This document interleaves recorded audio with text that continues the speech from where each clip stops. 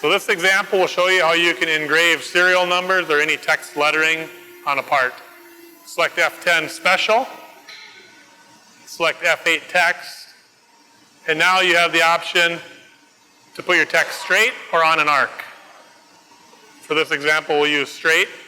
So now you want to define where your text position is located, and that is asking for the bottom left corner of the number. So if we'd be doing the 9, it'd be the bottom left corner. So where is it on your part? We'll say at X of 1, Y of negative 0.5. What is the clearance of your tool that's going to be doing the engraving? What is the final Z depth of your engraving?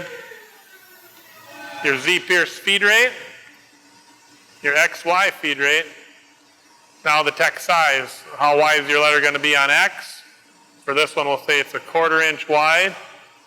And how tall is it on Y? We can say it's 0.35 on Y. Now what you write in this field is what you're going to engrave. So if you would want to write sample 1, 2, 3 on your part, you would engrave sample 1, 2, 3 at that size.